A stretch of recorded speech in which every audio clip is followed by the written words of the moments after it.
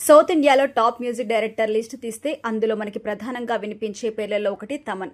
Star heroes దగ్గర నుంచి medium range heroes వరకు తమన్ మ్యూజిక్ అంటే చెవి కోసుకుంటారు. డైరెక్టర్ కోరుకున్న అవుట్పుట్ ను అతి తక్కువ సమయంలో అందించగల టాలెంట్ తమన్ లో ఉంటుంది. అందుకే అందరూ డేట్స్ కోసం వెయిట్ చేస్తూ ఉంటారు. ఒక రోజులో 24 గంటలు ఉంటే అందులో 18 గంటలు తమన్ పని చేస్తూనే ఉంటారు.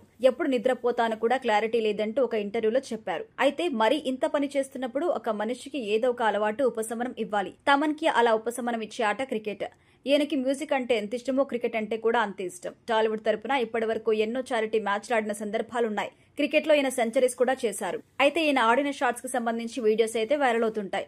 సోషల్ మీడియాలో నిత్యం యాక్టివ్ గా ఉండే తమన్ ఫ్యాన్స్ తో అప్పుడప్పుడు ఇంటరాక్ట్ అవుతూ ఉంటారు. ఆయన తాను ఆడుతున్న ఒక క్రికెట్ వీడియోను అప్లోడ్ చేసి డోంట్ బౌల్ షార్ట్ బ్రో అని అంటాడు. దానికి ఒక అభిమాని షార్ట్ కి స్లాట్ కి తేడా తెలిసినప్పుడే అర్థమైంది, నువ్వు ధోని ఫ్యాన్ అని అంటూ ఒక సెటరికల్ రిప్లై ఇచ్చాడు. దీనికి తమన్ కోపగించుకుంటూ ఓకేరా వచ్చి నేర్చుకుంటాను, నీ అడ్రస్ పంపు బే అంటూ రిప్లై ఇచ్చారు. తమన్ మహేంద్ర సింగ్ ధోనికి వీరాభిమాని అనే విషయం తెలిసిందే. అతనికి రిప్లై ఇచ్చిన అభిమాని ఒకే సమయంలో తన అభిమాని క్రికెటర్ ని తనను అవమానించారు. అందుకే తమన్ ట్రిగర్ అయి ఈ రిప్లై ఇచ్చారు. తమన్ కి ఇలాంటి రిప్లైస్ ఇవ్వడం కొత్తేం కాదు. గతంలో ఈయన మహేష్ బాబు ఫ్యాన్స్ పై నేరుగా సెటర్స్ వేసిన సందర్భాలున్నాయి.